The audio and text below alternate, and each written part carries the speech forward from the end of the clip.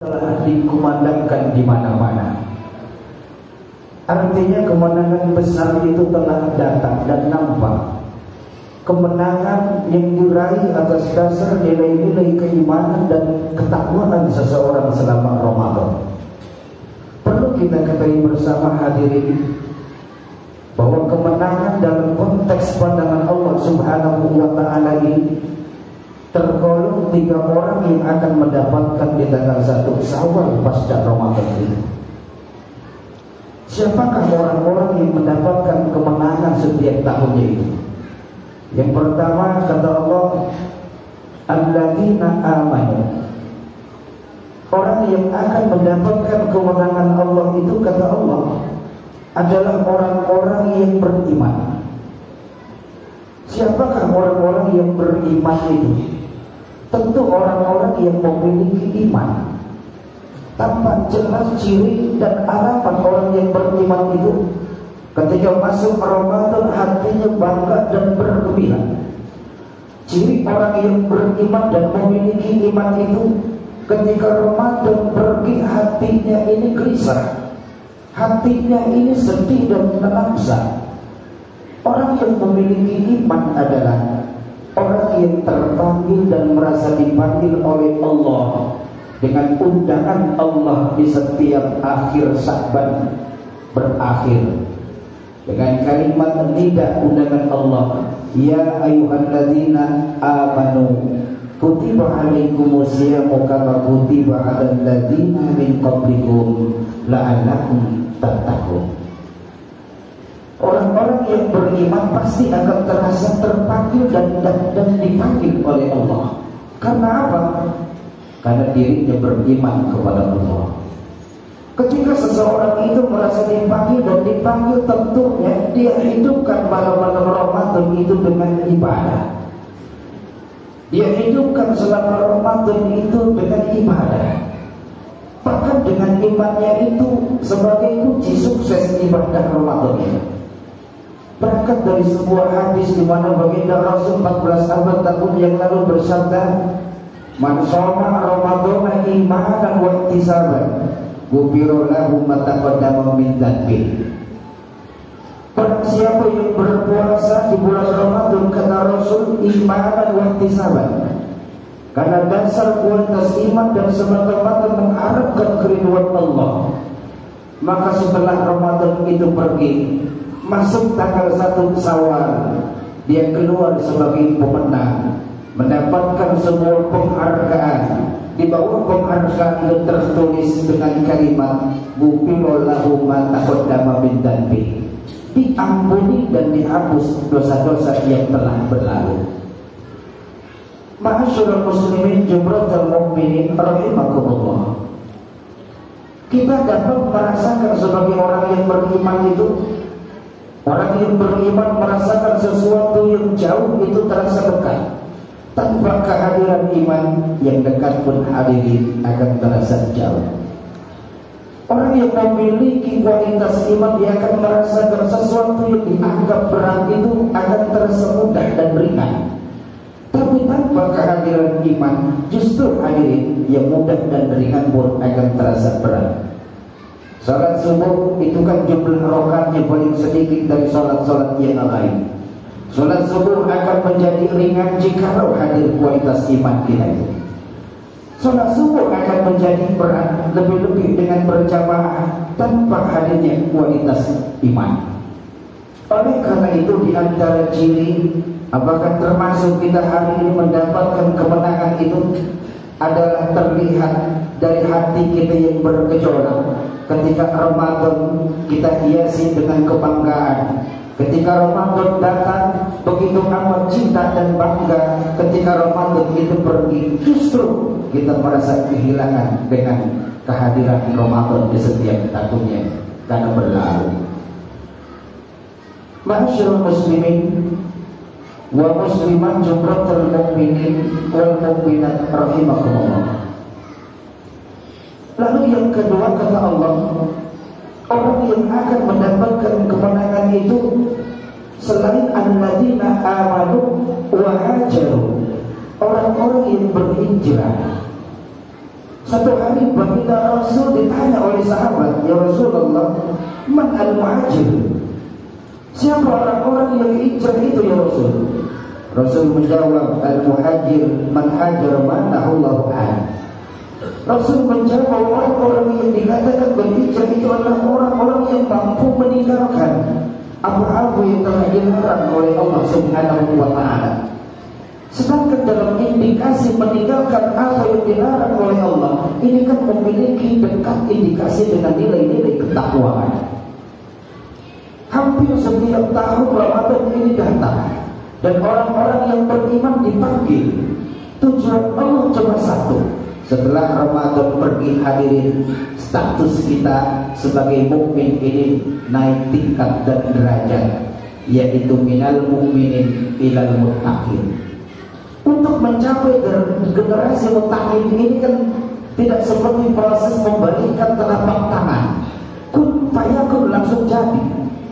Proses menjadi generasi yang takwa ini perlu perjuangan, melewati segala bentuk proses Ramadan. Di siang harinya kita digembleng, dididik oleh Allah dan dibina olehnya menjadi generasi-generasi yang jujur, menjadi generasi-generasi yang amanah dan tanggung jawab. Jangankan yang halal ketika Ramadan di siang hari itu diharamkan, yang halal saja diharamkan oleh Allah Subhanahu wa ta'ala. Betul-betul diuji kualitas keimanan kita selama Ramadan itu. Begitupun di malam hari kita harus melalui proses-proses ibadah, menghidupkan qiyamul lail, melaksanakan sunnah tarawih yang tidak ada sebelum Ramadan, bahkan setelahnya itu. Bahkan kita diperintahkan untuk menghidupkan Ramadan bitilawatil Quran, dengan banyak membaca Al-Quranul Karim. Allahu Akbar, Allahu Akbar, Allahu Akbar.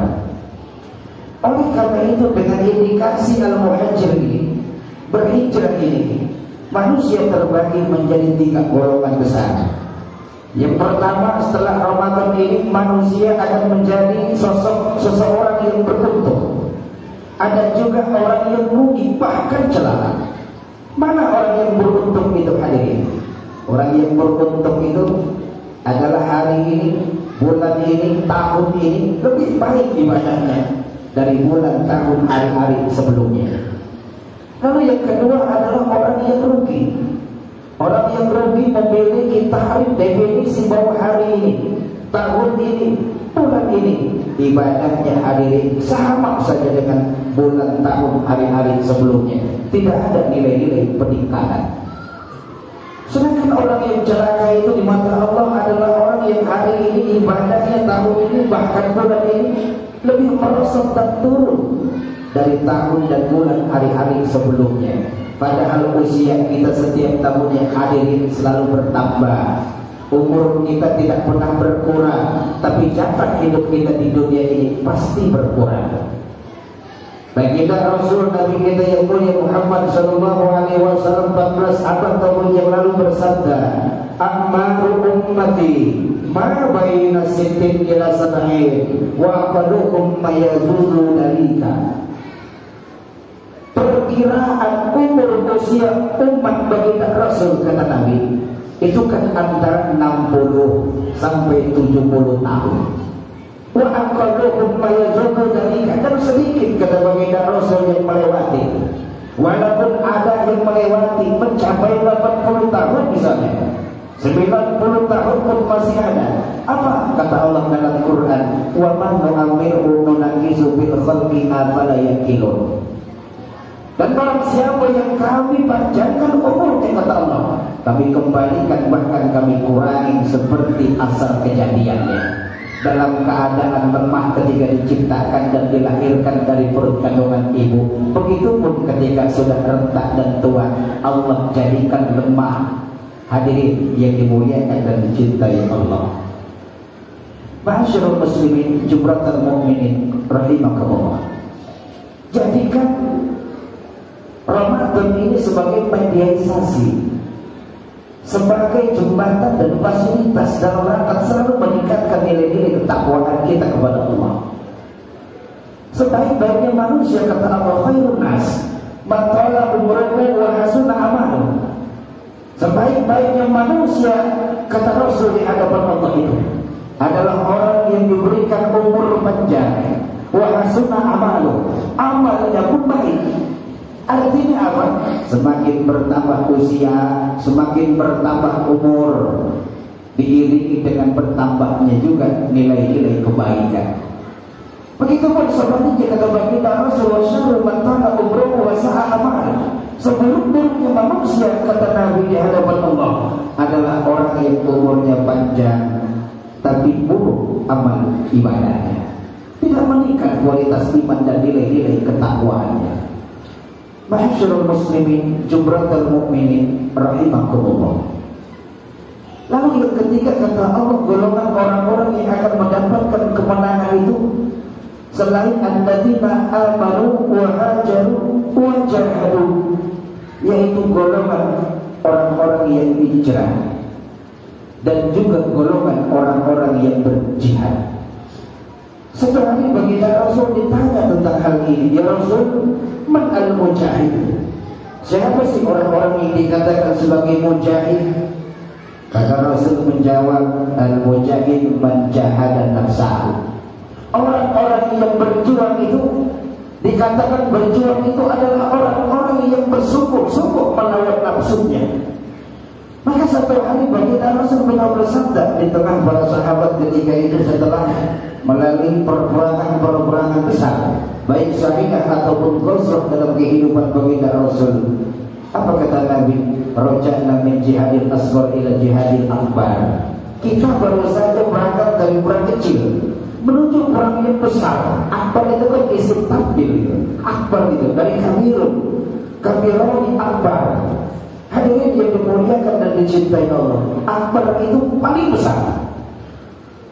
Sehingga para sahabat yang mendengar bingung dan kebingungan, ya Rasul, perang apa lagi yang paling besar selain Uhud? Perang apa lagi ya Rasul yang paling besar dari Badar itu? Begitu banyak korban yang berjatuhan, darah bersimpah uang. Apa kata Nabi ketika ditanya oleh sahabat, "Ai jihadil akbar ya Rasul?" Jawab Nabi, hadirin, jihadun nafsi. Jihad melawan hawa nafsu. Jihad melawan kesombongan. Jihad melawan kebakhilan. Jihad melawan kezaliman. Jihad melawan kecurangan. Jihad melawan sesuatu tidak adanya rasa tanggung jawab diri kita sebagai muslim. Maka inilah yang harus diperangi, jihad bin nafsi, jihad melawan hawa nafsu. Maka konteks Ramadan setiap tahunnya ini kita kan dalam rangka mengendalikan diri kita dari nafsu, bukan menghilangkan nafsu. Maka ketika Allah menciptakan makhluk yang pertama yaitu akal, akal itu kan ditanya oleh Allah dan diuji dengan dua perintah, satu pertanyaan. Dipanggil akal, ya akal, wahai akal, akbil fa'akbala, akbil fa'akbala. Coba datang ke depan wahai akal dan mundur ke belakang. Apa kata akal? Fa'akbala wa akbala. Maju ke depan dan mundur ke belakang atas perintah Allah. Lurus akal dengan perintah yang pertama dan kedua ini. Diuji akal oleh Allah dengan satu pertanyaan, ya akal, wahai akal, man anta wa man ana? Siapa engkau dan siapa aku akal? Akal menjawab, anta rabbi wa ana abduka dha'ifu. Engkau itu adalah Tuhanku, Tuhan yang mencipta alam semesta, Tuhan yang menghidupkan dan juga yang mematikan. Wa ana abduka dha'ifu ya Rabb, sedangkan aku ini hamba-Mu yang lemah. Lulus akal ini, dipuji habis-habisan oleh Allah, ya akalu, ma khalaqtu khalqan a'za minka. Ya akal, tidak aku menciptakan makhluk semulia engkau ini. Akhirnya akal ini lurus. Diuji yang kedua ketika Allah menciptakan nafsu setelahnya itu. Ditanya dan diuji oleh Allah sama dengan pertanyaan dan ujian yang Allah lontarkan kepada akal itu. Ya nafsu, wahai nafsu, akbili, padam tuji. Tapi saya nafsu ini tidak menjawab. menolak. Begitupun ketika ada perintah Allah, maka nafsu inilah sosok yang menolak segala perintah Allah Subhanahu wa ta'ala. Ketika seseorang diperintahkan Allah untuk mendirikan sholat, berat nafsu ini untuk mengerjakan dan mendirikannya. Dikala seseorang ini diperintahkan Allah untuk berzakat, berat walaupun hartanya sudah cukup ditahan zakat. Ketika Allah memerintahkan seseorang untuk berpuasa di bulan Ramadan, nafsu ini pun badan tuji tidak menjawab. Akhirnya marah Allah hadirin. Akhirnya ditanya oleh Allah, ya nafsu man anti wa man ana, siapa engkau dan siapa aku? Nafsu pun menjawab, ana anta ya anta, kamu ya saya. Kalau bahasa Sundanya itu sia-sia aing. Kalau bahasa Jakartanya lu gua. Ini nafsu ini dengan kesombongan nafsu hadirin yang dimuliakan Allah. Akhirnya marah tabaha binari jahannam mi'ata satatin. Akhirnya Allah hukum, Allah lemparkan nafsu itu ke dalam neraka jahanam selama 1 abad. Fa'akhrajaha minha. Setelah 100 tahun nafsu itu dikeluarkan oleh Allah dan ditanya kembali, man anti wa man ana, wahai nafsu, siapa engkau dan siapa aku? Jawabannya sama, anta, ana. Engkau ya engkau, sedangkan aku ya aku. Marah lagi Allah, fa'atabaha binaril ju'. Tapi kedua Allah lemparkan itu nafsu ke neraka lapar. Dikeluarkan oleh Allah. Ditanya yang terakhir kali yang ketiga ini, man anti wa man ana ya nafsu, siapa engkau dan siapa aku? Karena sering lapar di neraka tadi, nafsu ini sadar hadirin yang dimuliakan Allah. Anta rabbi wa ana abduka dhaifu, engkau adalah pangeranku sedangkan aku hambamu yang dhaif. Fa'aujabahu an-nafsa bisawmi. Ketika itu Allah wajibkan nafsu untuk berpuasa. Ma'asyiral muslimin jumratul mukminin rahimakumullah, mengendalikan nafsu ini adalah jihad sebagai ciri orang yang akan mendapatkan kemenangan. Alladzina amanu wa hajaru wa jahadu fi sabilillahi bi amwalihim wa anfusihim a'zamu darajatan indallah wa ulaika humul faizun. Ma'asyiral muslimin jumratul mukminin wa mu'minat rahimakumullah, hari raya Idul Fitri juga adalah hari kemenangan bagi orang-orang yang hatinya ini mendapatkan kemenangan dan simbol segala bentuk persatuan. Siapapun kita sebagai muslim ini untuk selalu saling memaafkan satu dengan yang lain. Satu hari baginda Rasul pernah bersabda, anfu rajulin, celaka seseorang itu, sampai bingung para sahabat, ya Rasulullah, siapa yang celaka ya Rasul?